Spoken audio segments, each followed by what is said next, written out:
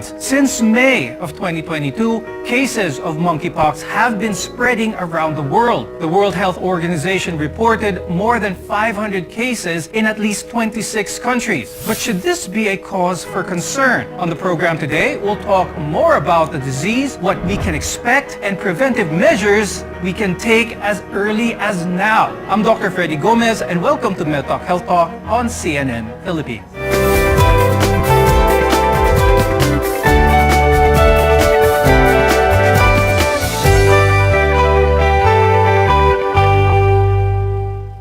As cases of monkeypox continue to increase, our guests are here today to tell us what we need to know about monkeypox. With us is Dr. Maria Rona M. Bergantin. She's a virologist and infectious disease specialist from the University of Santo Tomas Hospital.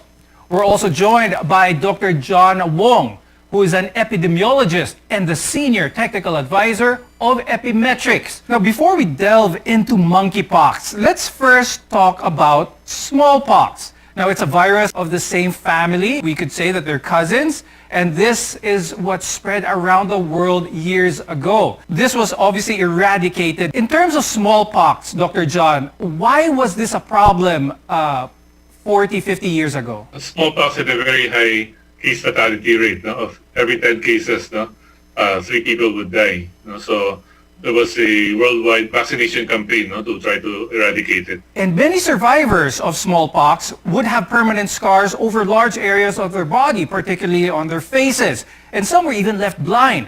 But the disease was eventually eradicated, and it remains the only infectious disease to achieve this distinction. Now, Dr. Rona, in terms of control, how were we able to eradicate smallpox? One thing that is quite unique about smallpox is that human is the only known reservoir. So it's really easy to control the infection compared to monkeypox, because up until now, the scientists are not quite sure what the exact reservoir of the virus is. The health sector works on producing newer vaccines, diagnostics, and antiviral agents in case smallpox does reappear. Now, the global response in eradicating this disease can be useful in preventing and controlling monkeypox today. Dr. John, let's talk about now monkeypox. Why is it here now? Why is it being talked about now in the news? And why is it likened to smallpox? Monkeypox comes from the family of viruses called orthopox viruses. This is the same family as cowpox and smallpox. It was only identified in monkeys, but the reservoir are rodents in Western and Central Africa. For most of its history, it has been limited to those two areas. It's now in the news because this is the largest outbreak outside of Africa. A lot of studies show that monkeypox, although a cousin of smallpox, it shows that this is less severe. Dr. Rona, walk us through some of the symptoms as well as the progression of symptoms. What does monkeypox look like, and how long does it take for the virus to show in a person? The characteristic of monkeypox is that, of course, similar to smallpox as well as the chickenpox, which is not really related to monkeypox, is that they are characterized with skin lesions. And these skin lesions typically evolve over a few weeks, or rather, coming from the WHO as a reference site, it says that for monkeypox, it takes around 2 to 4 weeks as an evolution. So during the time of the incubation period, the patient, they say, is not yet infective, so the patient is not transmitting or shedding any virus. But once the prodrome, or the symptoms, let's say the fever, the flu-like symptoms, as well as the lymphadenopathy sets in, and the rashes also come in now, that is the time when the patient becomes more infectious and the virus is transmissible. Let's shed some more information about this, especially on how this can be transmitted, because basically anyone can be a carrier of this, anyone can be the one spreading this. Let's talk about that. So the main mode of transmission still relies on the fact that there could be close skin contact. Okay, so that's coming from the lesions, and also, of course, through droplets, respiratory droplets. Now, ultimately, the virus is not expected to create a similar scenario to COVID-19, but we should still take monkeypox seriously. Nations are taking extra precautions to prevent its spread. Dr. Rona, tell us a little bit more about these measures. Typically, the wearing of masks, observance of hand hygiene, these are quite similar to the preventive measures we should be observing for monkeypox because, again, they are closely transmitted through secretions coming from the respiratory tract and, more importantly, coming from the skin secretion. So if we wear gloves when we are attending to our sick patients or those who are really ill, and then we wear masks, then definitely that can aid in preventing the spread. Do not forget, of course, hand washing. This is very, very important. Now, Dr. Rona, gaano kalala ang monkeypox sa isang tao who gets infected today? Coming from reports in Africa, mostly in Western Africa and Central Africa, the case fatality rate is somewhere between 3% to 10% with monkeypox. And the severity is more in those who have been infected from the virus which comes from the Central African region compared rather to the Western African region, which I think is the one which is being disseminated in outside Africa. We know that smallpox, there was a vaccine that protected a lot of people and which eventually led to its eradication. But how many Filipinos are vaccinated for this today? I think vaccination with the smallpox vaccine ended in the 80s, no? Mainly in Africa. No? I'm not sure about when it ended here in the Philippines, no? But for sure, no, most Filipinos would not have immunity to smallpox, no, due to vaccination, and not even through natural infection. No? So, because there's some cross immunity with monkeypox, the lack of immunity against smallpox, no, also makes Filipinos vulnerable, no, to monkeypox. Many of the symptoms of monkeypox can be similar to that of chickenpox or varicella, a common childhood illness. When we return, we'll talk about the differences and what you can do to protect yourself. We're your partner in healthcare. Keep it here on Medtalk, Healthtalk.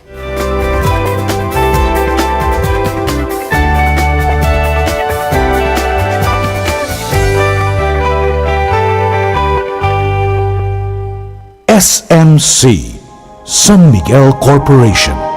Bisag unsang industriya ang sudlan niini, tinguha sa SMC ang pag-uswag o paglambo sa mga Pilipino.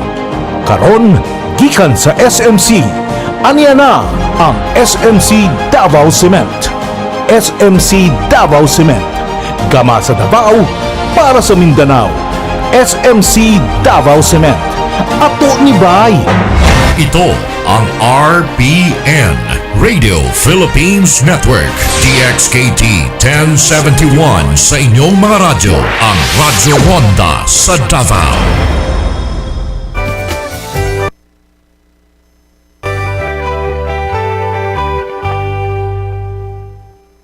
I'm Dr. Freddy Gomez and welcome back to Medtalk Health Talk. An outbreak of the monkeypox has sparked concern, but health officials report that the virus can be contained with vaccines and proper safety measures. Many of its symptoms might be confused for that of chickenpox, a very common illness here, especially here in the Philippines. Dr. Rona, earlier on the show, you mentioned how some of the symptoms of monkeypox, yung pagkakaroon ng bulutong tubig, some blister-like lesions, is similar to that of chickenpox. Meron bang way for a parent especially to be able to distinguish kung chickenpox ba ito or monkeypox na ba ito just by looking at the symptoms? Initial symptomatology, not much probably, but then what is remarkable about monkeypox and is definitely not yet reported in chickenpox is the presence of the kulani or the lymphadenopathy, as we have mentioned earlier on. Now, with regards to the skin lesions of chickenpox or our bulutong tubig, typically, this appears on the face and in the trunk. So in monkeypox, typically, you see this in the face, but not much on the trunk, but more on the extremities. So hands and feet, including the palms and the sole.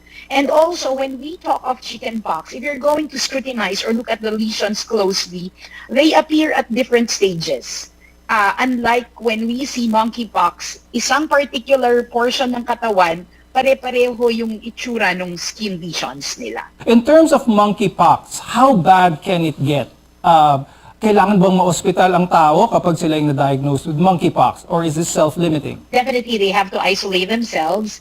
If we're going to follow the recommendations of the authority, 21 days of isolation. But definitely, if we're going to have monkeypox, this needs to be reported. We've established it is not as deadly as smallpox, but is whether or not a person dies, ito lang ba ang qualification, Dr. John, para bigyan ng pansin ang isang virus? This is a new virus to most of the world, no, except in Africa. No? So people don't have immunity to it. No?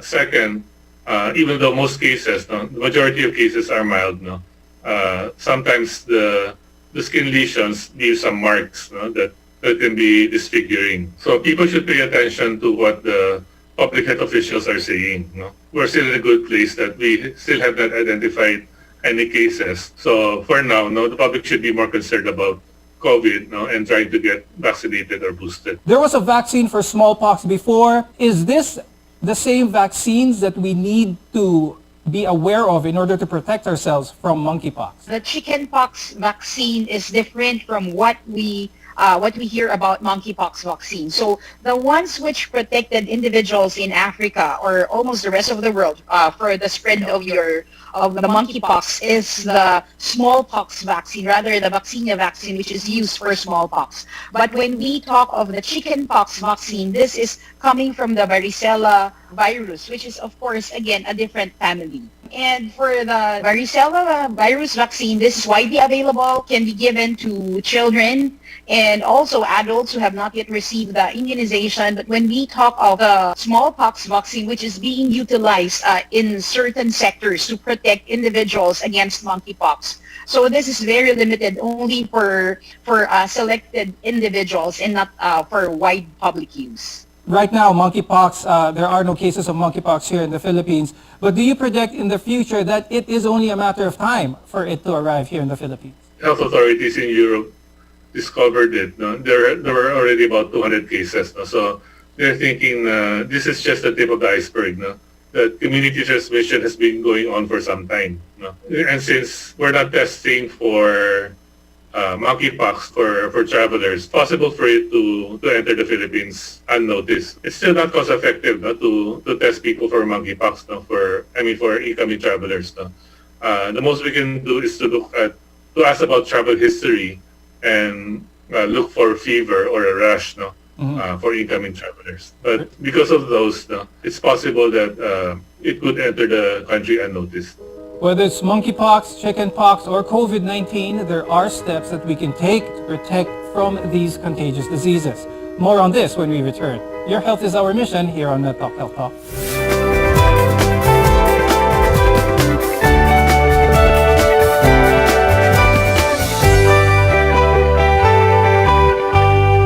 SMC, San Miguel Corporation. Bisag unsang industriya ang sudlan niini, tinguha sa SMC ang pag-uswag o paglambo sa mga Pilipino. Karon, gikan sa SMC, aniya na ang SMC Davao Cement. SMC Davao Cement, gama sa Davao para sa Mindanao. SMC Davao Cement, ato ni Bay. Ito ang RBN, Radio Philippines Network, TXKT 1071 sa inyong mga radyo, ang Radyo Ronda sa Davao.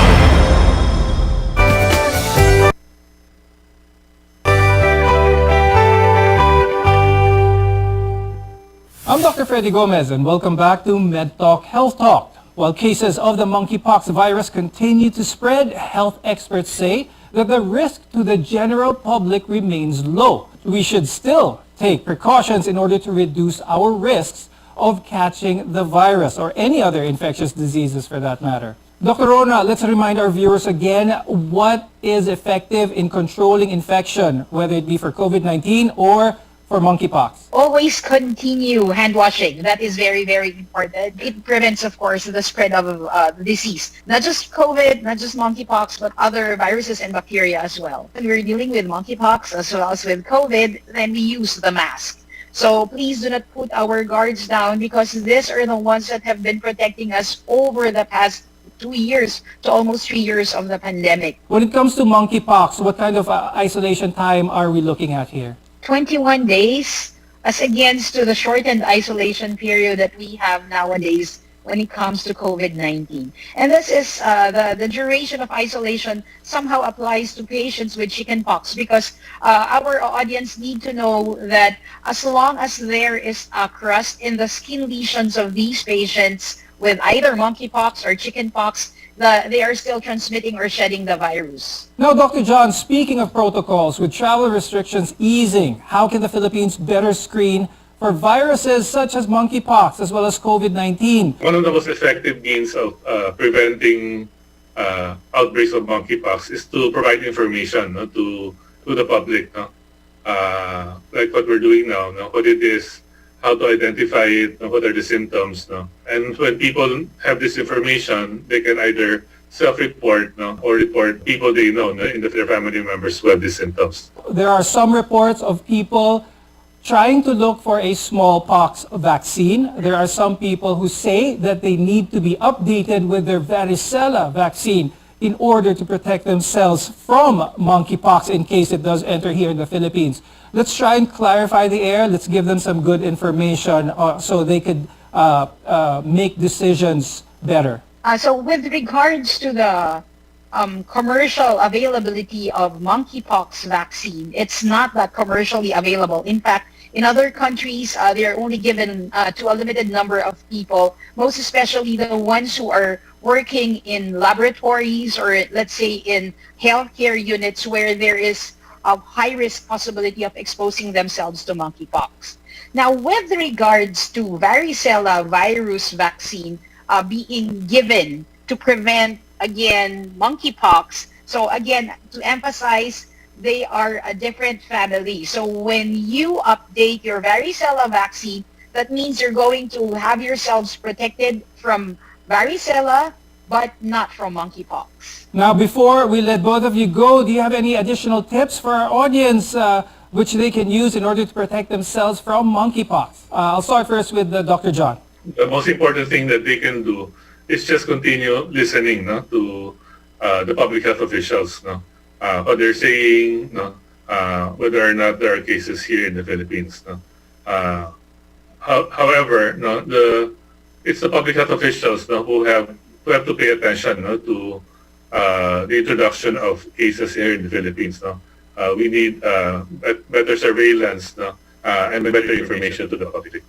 Okay. And of course, Dr. Rona, do you have any advice for the viewers? Probably one thing that I have to emphasize, which has not been tackled a bit earlier on, is the avoidance of eating meat coming from other countries, which are, of course, not authorized by our health sector. Because one of the means of spread also of monkeypox is through the bushmeat, and that also needs to be looked into. When we talk of exotic meat coming from other countries, which of course we would want to taste, and these are not authorized to be imported or bought inside our country, then definitely it has not been passed through the assurance that they are free from infection. And because games, fowls, and also animals which are consumed in those areas coming from Africa or from those areas where these monkeypox virus is, then they should be regulated. Thank you so much, Dr. Maria Rona M. Bergantin and Dr. John Wong, for being with us today. We appreciate your time and your expert insights.